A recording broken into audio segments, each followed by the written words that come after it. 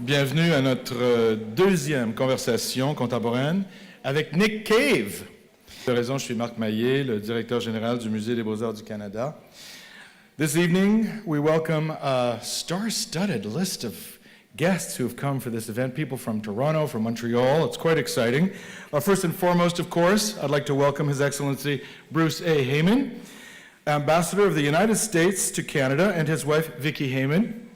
Ellen Sussman, the U.S. Department of State's Director of Art in Embassies. The Honorable Janice G. Johnson, Senator. The Honorable Wayne Easter, Member of Parliament for Malpeque, Prince Edward Island. Victoria Henry, Director of the Canada Council Art Bank. Gerda Natishin, President and Chair of the Natishin Foundation. Svetlana Stoycheva-Etropolsky, the Deputy Head of Mission for the Embassy of Bulgaria. Gaëtane Vernat, qui est venue de Toronto, Directrice du Power Plant. And of course, we at the National Gallery are very proud of our partnership with the U.S. Embassy in Canada and the U.S. Department of State's Art and Embassies program in presenting Contemporary Conversations, a series of onstage discussions with important American artists. I'm very delighted to be here at the National Gallery in Ottawa for this second Contemporary Conversation. The United States Department of State's Art and Embassies program was established in 1963 by John F. Kennedy, and it's played a vital role in our nation's public diplomacy for over 52 years by encouraging cross-cultural dialogue through the visual arts. It's been a pleasure to work with Art and Embassies and the U.S. Embassy team in partnership with the exceptional National Gallery of Canada to create Contemporary Conversations, this dynamic and unique series of public lectures you're all part of tonight. These dialogues designed especially and solely for Canada. These dialogues connect us as nations and as people. So tonight, Nick will be interviewed by Jonathan Shaughnessy. You were born in Missouri, Fulton, Missouri, and then spent your teenage years in Columbia, Missouri, Yes. before heading to Kansas City for art school originally, briefly in Texas, and then finally, I think where you really got your, seems like your art education was in the Cranbrook Academy of Art. So when you first made the first sound suit, you put it on. You weren't sure you were going to put it on. Other people also performed these sound suits. And I asked you this earlier, but when somebody's in front of one of these objects, how do they approach it? Because you don't simply put it on, I don't think. No.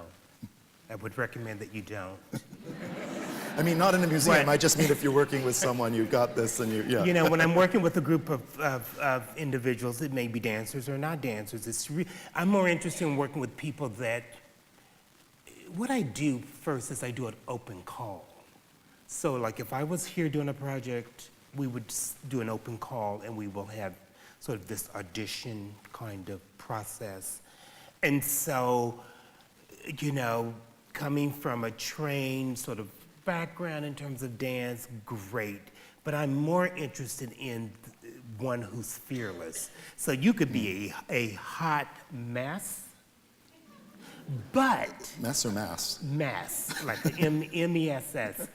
But if you're fearless, that is like enormous in terms of what I know. I see potential there. So, you know, I have my 15 select performers. I may give each one a suit and I just say, touch it, imagine your body in it, hug it, roll around in it, whatever you need to do, but do not put it on. Because you have to start the process of transforming and sort of surrendering and coming into this other kind of space in order to understand what's going to happen to your body in a matter of a second. Because the moment you put it on, everything is erased. So, and then what I have you do is just set still. It's important to just set still until you start to sort of surrender and then you come into it. And then you know, it's a lot of psychological work that you must do. Otherwise, you're messy, you're sloppy, and I have to pull you out of it to settle you down, and you may get to start over, or I may have to select another person.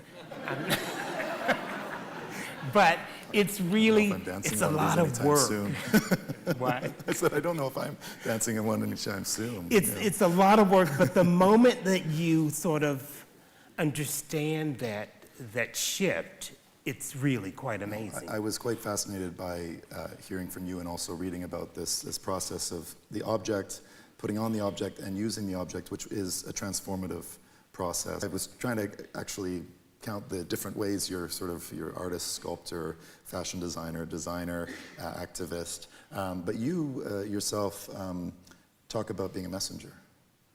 Yeah, that's what I am. It really is makes it a lot easier for me. I'm not. It goes down with the the breaking of... responsibility is so much. It's very different. You know, so what I mean by that is that, you know, I think for me, there was a moment in my life where I was just running from my truth. Mm-hmm. And so I think that, you know, when I stopped running, I just changed. My whole life changed like one night. It's just, I just sort of came into an acceptance. And so that's why, you know, it's like, I don't really even relate to this work on one hand. And on the other hand, yes, I make it, but I make it through sort of a different kind of process. It's that, you know, it's like, you know, I can't sketch it, but I can make it. So it's like, you know, I just become this sort of funnel that it sort of, you know, this container that it passes through, and then I send it out into the world. So I'm very like disconnected on one hand from it.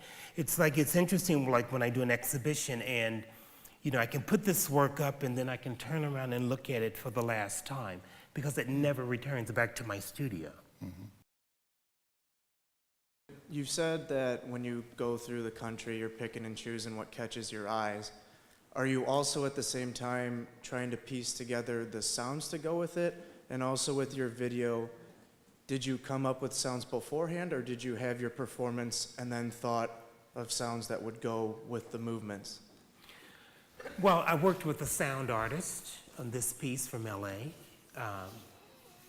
Tim Watts, and so we basically just talked over the phone once we sort of did the editing. And I just said, you know, I want, you know, this type of sound, that type of sound, and so we just had to sort of work it out. But this is really sort of, I mean, there's a video that's titled Gestalt, and it's really just the sound from the actual suits themselves. So I work sort of both ways, and it's a very, very different video, and the sound is like remarkable. So in this case, it was working with the sound artist. Call it, I think, there. Thanks a lot. Thank you, Nick. Thank you, everybody.